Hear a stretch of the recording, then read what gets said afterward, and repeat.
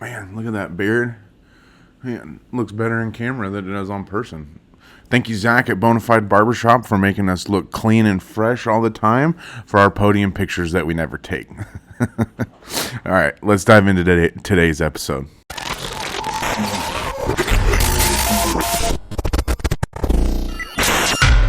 What's going on, guys? Walter with the RC Addiction Vlog. Welcome back to the channel. Welcome back to the RC Vlog. Guys, I got asked the other day, how I got into the hobby and what made me generate this passion that I have for the RC hobby that I'm currently vibing on right now. And it made me think that I hadn't really done a video for the channel that broke down why I do this or how I even got into it. So I wanted to do that, and I wanted to do it more as a podcast episode than just one of my regular YouTube videos, because I felt like this was going to be a little bit longer of an episode, obviously, to kind of take a deep dive into that. And then, just really wanted to go over that with everybody and kind of share my experiences with the hobby. I've never really shared my experience either on getting into racing and getting into, diving super deep into the racing industry. So I kind of wanted to go over that. So first thing, believe it or not, and this is kind of a wild story, believe it or not, the first time that I ever drove an RC car or had an experience with an RC car, we actually had the cops called on us, believe it or not. So it's my RC experience started off a little rocky, to say the least. But it was in good intentions. It wasn't something that we were maliciously doing. So I'll kind of break this story down for you. I was probably 10 or 11 years old, maybe. My parents were going out for an event, and I don't remember what it was, but they were going to go somewhere, and me and my brother needed a babysitter. And so my parents had called my cousin Ricky, who typically him or his younger brother Chris would babysit us when we were a lot younger. And it was really fun. We enjoyed having them as, I would say babysitters, and they pretty much just watched over us while the parents were out of the house. So, my parents were supposed to go out of town, or maybe not out of town. Maybe it was just like a date night or something, I think. But they asked my cousin Ricky to come over and watch us for the night so that me and my brother wouldn't get into mischief, of course. So I lived in a pretty suburban neighborhood at the time. We lived in a kind of a track home neighborhood, if you will, if you guys know what that is. It's kind of the neighborhoods with all the cookie cutter houses in them. We lived in a suburban neighborhood in Lodi, California, and my cousin had come over, and it was mid-afternoon to kind of just set up and get checked in with my parents. And my dad, we were out in the garage kind of asking, me and my brother were outside playing, and my dad had asked my cousin, hey, what are you guys going to do while we're gone this evening? And my cousin responds with, well, I brought an RC car for the kids to, watch and see what it's like. And of course, it sparked all of our interest. And of all things, it was a nitro monster truck. And I don't remember the exact model name. It was an HPI nitro monster truck. And it was the only car that my cousin had. It was epic. I mean, for the age, I think I was 10 or 11. And I think watching that nitro car was go up and down my pavement street. I mean, and we were just ripping laps up and down the street. We eventually had one of our neighbors call the cops on us because of how loud the nitro was. And of course the cops showed up, and my cousin explained to him the whole situation. They actually made my cousin call my parents while they were out at their date night or their event that they were at. And my cousin had to explain to my parents that the cops were at my house, or at our house, based on a noise complaint from the RC car. So, fortunately, the cop, he was very cool. He understood. He couldn't believe that somebody had called the cops on us for an RC car. But it was still, one of those situations that you had to deal with. So we did. And of course, the cop was totally cool. Didn't say anything about it. Just kind of said, hey, maybe you guys need to, go to the park, or maybe you guys need to, find somewhere else to do it that's not so close to the said person, said Karen's house, right?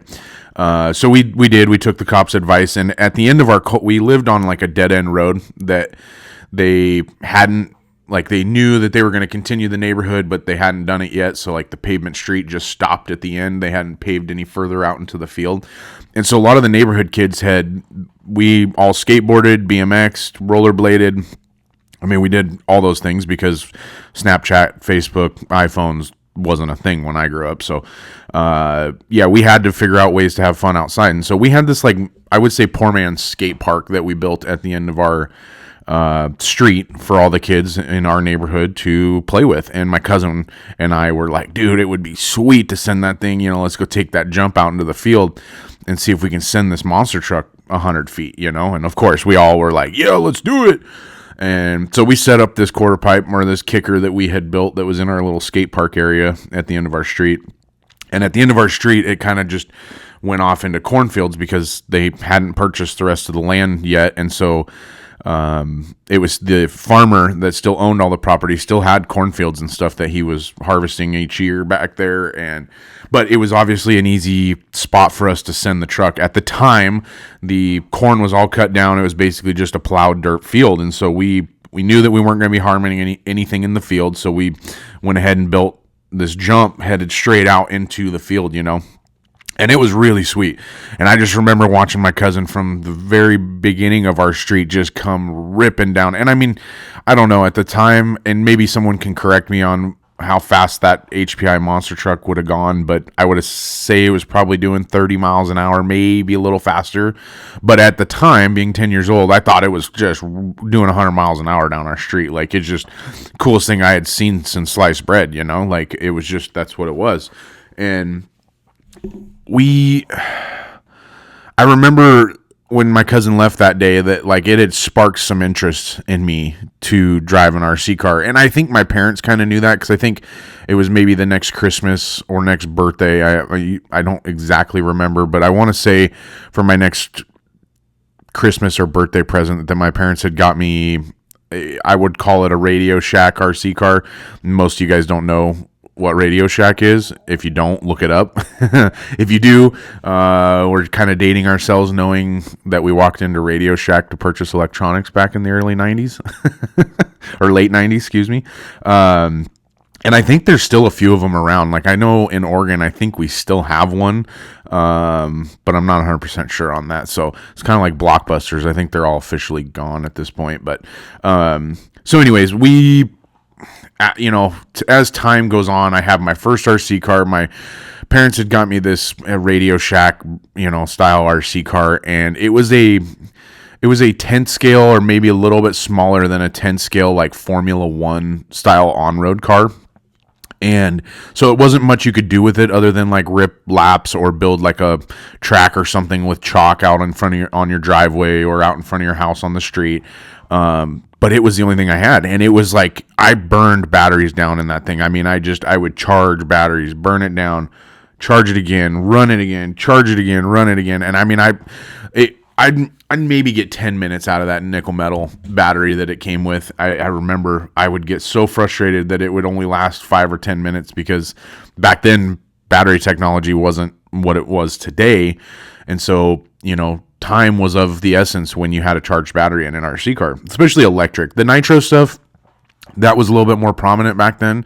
So, you could get off a little tank of fuel in a night, like a Traxxas 3.3 motor, you could get 10, 15 minutes, depending on how you were driving it. And so anyways, that was kind of my first intro to RC cars. And then as time goes on, I remember we had moved out to the country, and we had quite a bit of room to do fun things and have toys and all the stuff. And so I remember, I want to say I was probably a freshman or sophomore in high school, and I had told myself, I'm going to go get me a nitro car. Like, I was bound and determined to have a nitro car. And so at the time, I lived in Lodi, California, and at the time, we actually had a hobby shop in Lodi that was called Al's Hobbies as well, same as what we have here in Medford.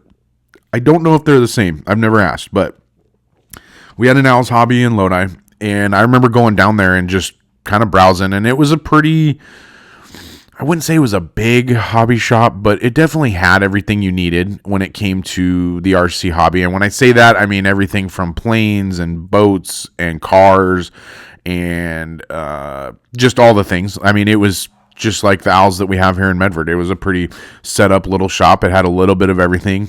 It kind of specializes in the bashers because the bashers are what sell and what you can run out in front of your house. But I remember walking in and telling the guy, like, I'm looking for something nitro. I want to go nitro. I ran one in a long time. It's probably been 15 years since I've seen one run. And so I ended up buying me a T-Max. It was a nitro monster truck that most of you guys know, the Traxxas T-Max. It's been out. I don't think they make it technically anymore.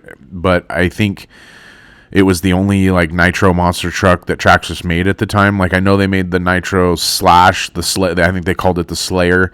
And so I remember like just thinking, oh man, I walked out to my truck thinking this is going to be the most epic thing. It's brand new. It's going to run perfect. It's going to be great, you know? And I remember I got home, tore that thing out of the box, ripped it out of the box, and did not educate myself in any way, shape, or form on how to use it. And the downside is I kind of screwed myself when it came to the nitro stuff doing that because I got it out, got it fueled up, broke the motor in, which at the time I didn't even understand what a motor break-in was. I mean, I was a freshman in high school, so I mean, education-wise, when it comes to motors and stuff, I mean, I had worked on a couple things here and there, but I didn't really have that much knowledge, and I was supposed to break this motor in, have 3 or 4 heat cycles in it. Do you think that happened at 15 years old? No, not at all. I fueled that thing up, put the jump pack on it, fired it up, and I think the full throttle never got lifted until I hit the curb and broke both front A-arms off of it. And I specifically remember running it up and down, and it was running good. It ran fine and never had a problem with it. And then about 5 minutes in, I hit a concrete culvert, or we call them the curbs in our neighborhood. We kind of had this country neighborhood we lived in at the time once we were in high school. And I called it the concrete curbs or the culverts that I hit, and I hit it wide open in this T-Max. I mean, as fast as that T-Max would go, it smacked that culvert, broke both front A-arms off, killed the motor, moved the motor, like shifted the motor back so it wouldn't run anymore, so on and so forth, right? So I was pissed. And I mean, this is the first time I've ran this thing since an hour and a half of owning it. And I was pissed. And I put it down. I kind of pushed it to the corner. Really made me mad. And I wouldn't say it turned me off from the hobby by any means, but I kind of walked away from it, thinking maybe that wasn't for me. Maybe that was just a $500 investment that I need to get rid of now and figure out what to do, you know? And the biggest thing for me is after, 25 years later, was I don't know if the hobby shop educated me enough. Being as young as I was, I think that an RC shop owner or a hobby shop should educate their buyers and what they're buying. And part of that goes with asking the right questions and what you're going to do with the car or what you're looking to do, how you want to drive it. At the time, I didn't think that. Of course, I was just pissed at myself for breaking a $500 RC car, that couldn't run anymore. Like, it wasn't something I was just going to go down to Owls and buy them parts. And for me, the frustrating part was that I probably let it sit for too long without getting back into it. Because, of course, I would say it was maybe a year later, I got that thing out. Decided I was going to put a new Traxxas 3.3 in it because I had smoked the first one by not breaking it in properly. And then the accident had kind of I wouldn't say it broke the chassis, but there was a lot of stuff that was jacked up from the accident of hitting that culvert. And so I had taken it back down to Al's and I said, hey, look, I don't know how to wrench on this thing. I don't know what I need to do or how I need to start, but I want to put a new Traxxas 3.3 motor in it, and I want to do new arms. And the hobby shop was cool. Yeah, no problem. We'll get her fixed up for you, which was nice. And I didn't even know that they wrenched on things. I just, asked, and they provided. So I went and picked it back up, after it was all done, a day or two later, whatever it was, and I decided that I was going to just keep the car and not try to run it, bash it, do all the things. I did run it a few more times. I didn't destroy it. Obviously, I'd learned very quickly how fragile some of those cars were back then. They're not quite as durable as the vehicles that we have nowadays. Nowadays, we're light years ahead of how durable the cars are. But yeah, it was a really good eye opener into like how expensive the hobby can be. Obviously, at that age, I was 15, maybe 14, 15 years old.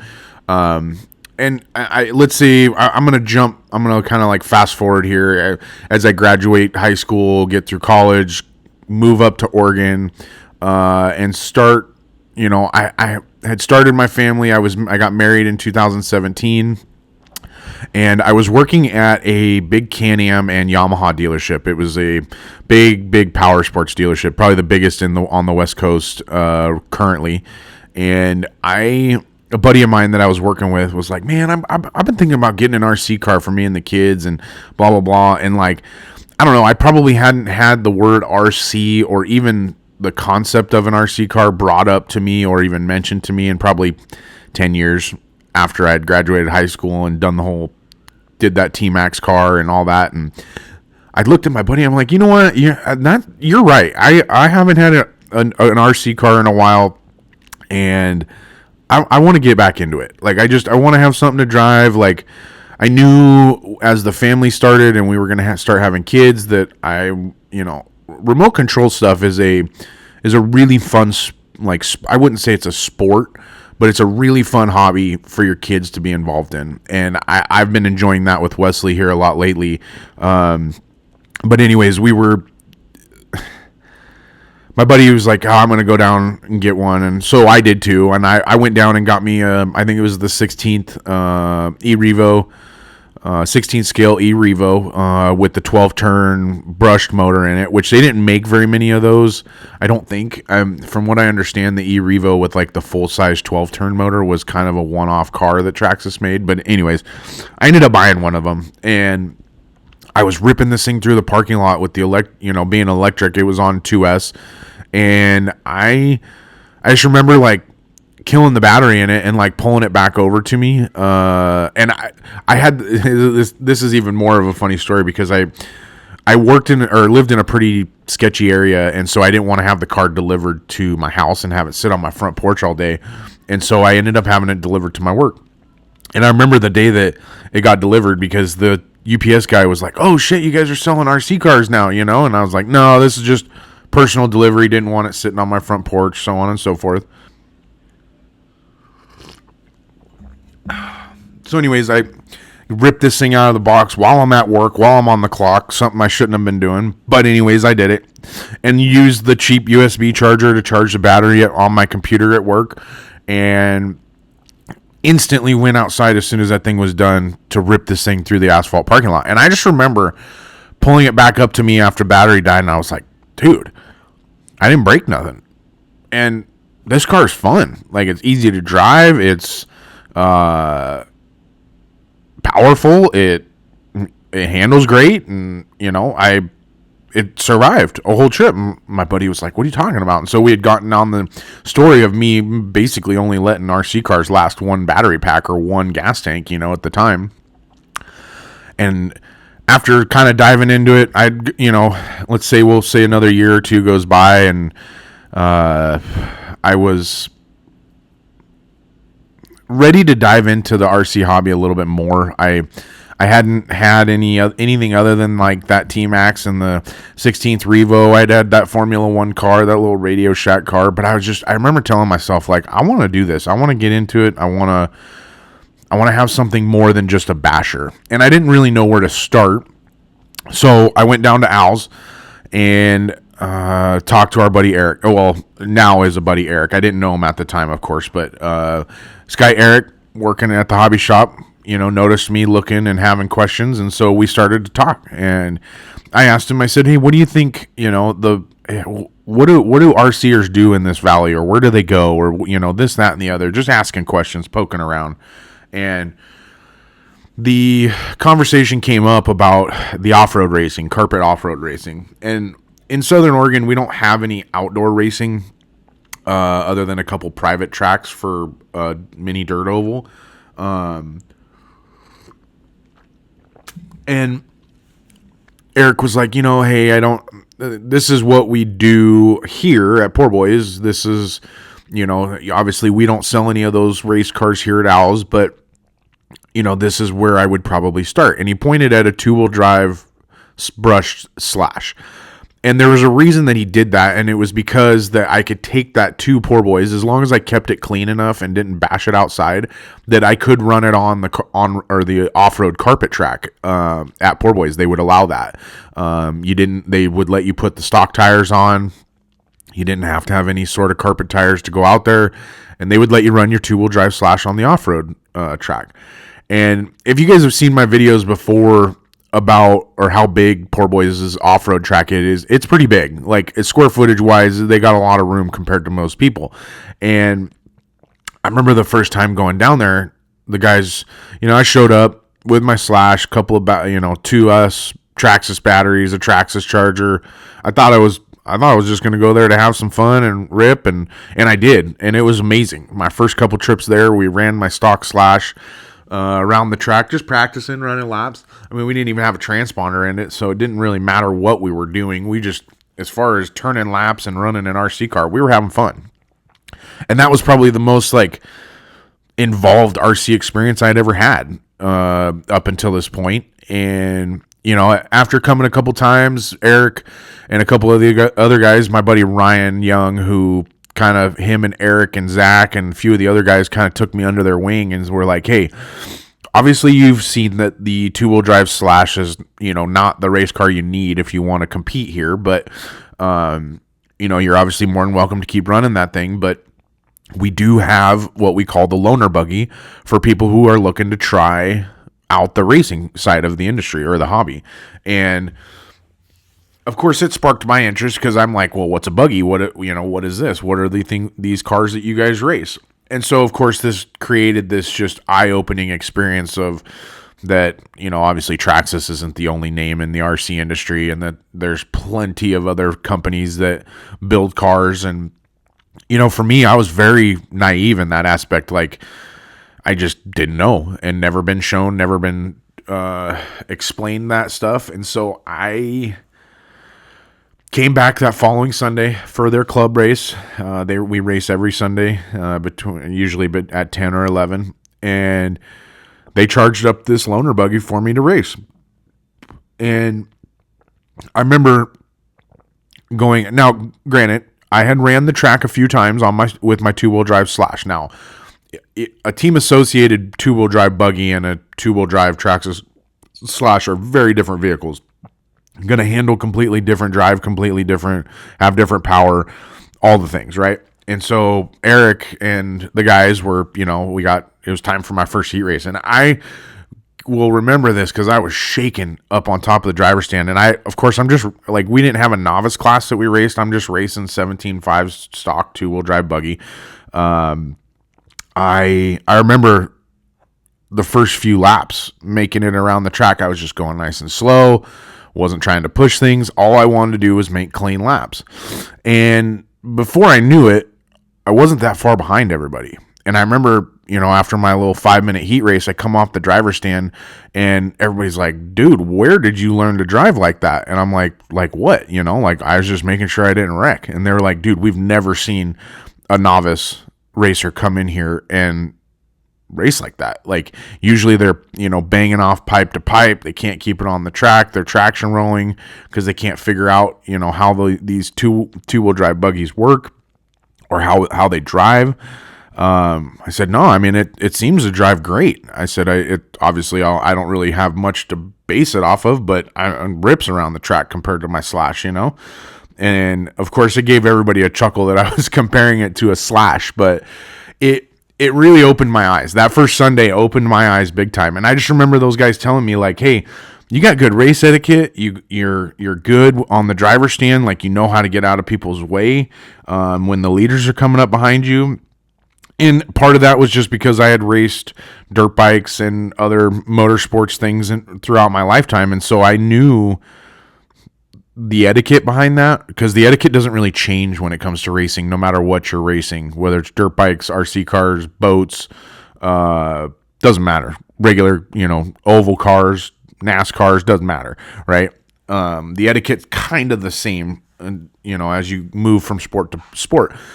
So a little bit more time goes on. I raced a couple more weekends on the loaner buggy, and the guys from the track were like, okay, yeah, now it's time for you to buy your own, right? You've used ours. It works good. You like to do this. It's probably time for you to invest in your own. And I was game. I was totally sold on it. I was ready to rock and roll, of course. And it kind of all spiraled downhill from there. I've gone down this path now of having multiple race buggies, traveled to multiple races, which that's going to even get bigger next year because of the 8 scale program.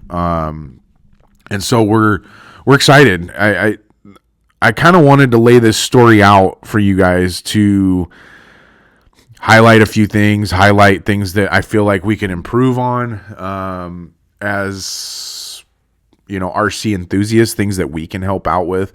I remember looking back on it and knowing and realizing how important it was for Eric and Ryan and Zach and Joe Benton and his kid and Joe Lintag and a couple of the other club racers, Rob, that were there at the track, and they were hardcore regulars. It wasn't like they were new by any means. They were hardcore regulars.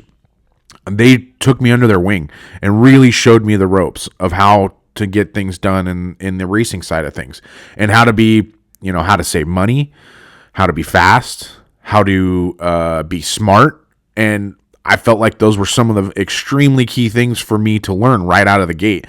And so if you racers, if there's very many of you racers that listen to my podcast, I would encourage you to always be as polite as possible and as helpful as possible to the novice or newcomers at your club, or in the RC hobby in your town. Like, just because they don't race doesn't mean that you can't give them advice or help them. If they need help with bashing, help them with bashing. If they need help with drifting, help them with drifting. If they need help with crawling or crawlers, help them with crawlers. An RCer is an RCer, whether they race, crawl, drift, bash, doesn't matter. We're all the same. We enjoy the hobby. We have a passion for it.